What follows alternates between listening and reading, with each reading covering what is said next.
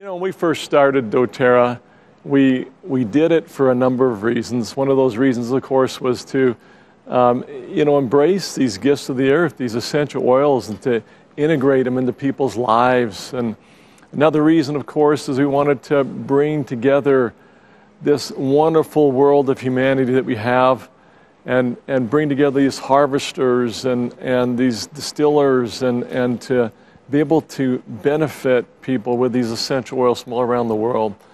But maybe if I look at it and think about the most important thing that we had in mind is we really wanted to change the world.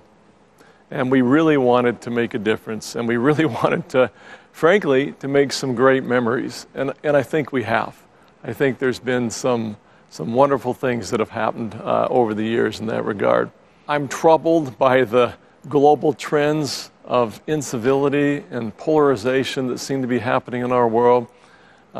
It's unprecedented, it seems, this breakdown that's been happening among people and just losing the ability to be civil with one another.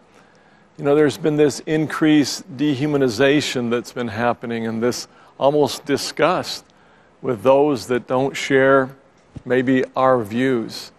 Some days, it feels like the only thing that we can agree on is that we can't agree on anything. Public discourse has broken down. We feel that everywhere panelists on TV are screaming at each other sometimes. We go online, we find community and connection, and we end up leaving feeling angry and alienated. Have any of you experienced this? I'm going to talk a little bit about echo chambers.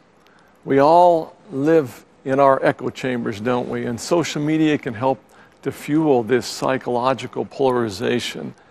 We're bombarded with information that confirms our own views, that reinforces our biases, that makes us feel like we belong to something, maybe.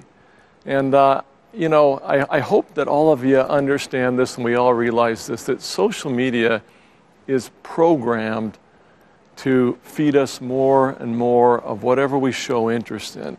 And then it continues to feed. And it's an ecosystem that just entrenches us further and further and further and to where we become very absolute in our views.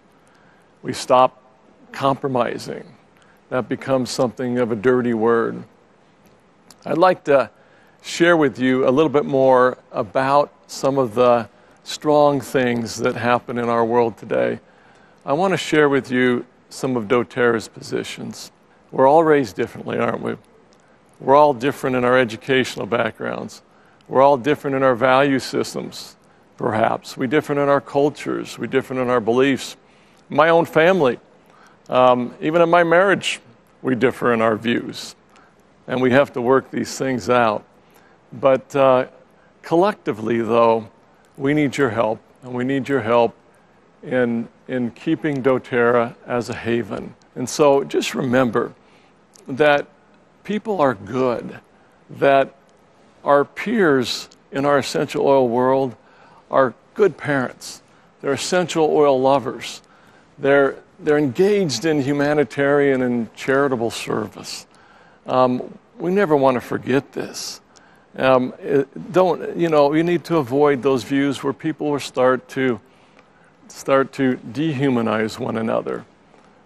Now, I want to share with you what to me is one of the most important stories, one of the most important events that typifies this that's happened in the history, I think, of the world. I think it was unprecedented before or after. And this was during World War I. It's called the Christmas Truce. In a book that was written by David Stratman, he shared a little bit about this story, and I want to share it with you. It was December 25th, Christmas, 1914, only 5 months into World War I. German, British, and French soldiers, already sick and tired of the senseless killing, disobeyed their superiors, fraternized with the enemy along 2/3 of the entire Western Front, a crime that was punishable by death in times of war.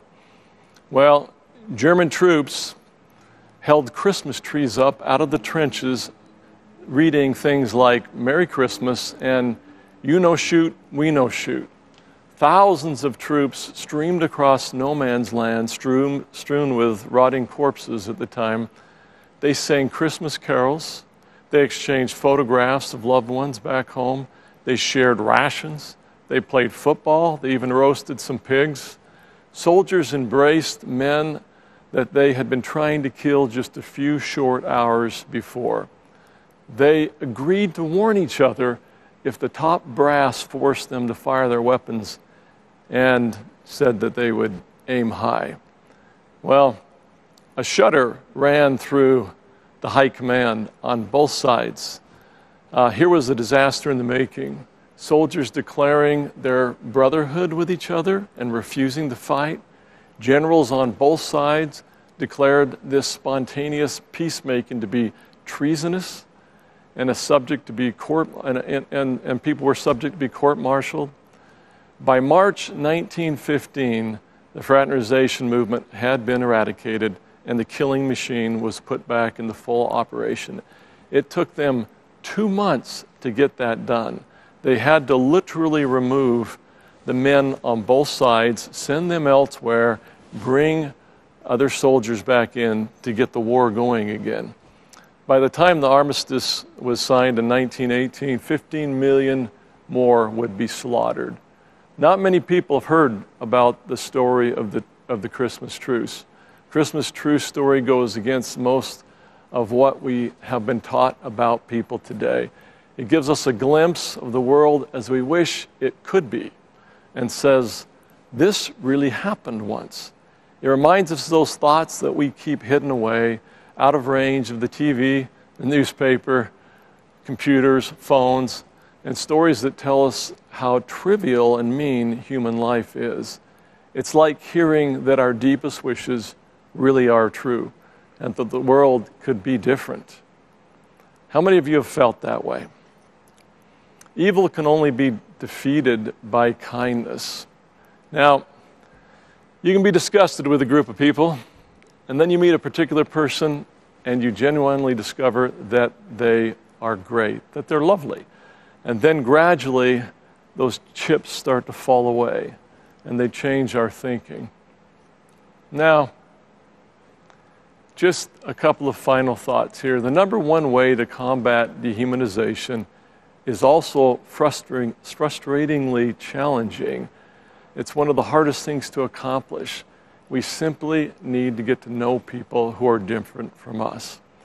Just as we have the mental capacity to dehumanize, we're also equipped with the facility, the mental facilities to forge trust and understanding.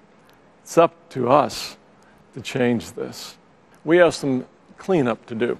We have some cleanup to do within doTERRA. We have some cleanup to hopefully do with the massive numbers we have around the world, and maybe we can help.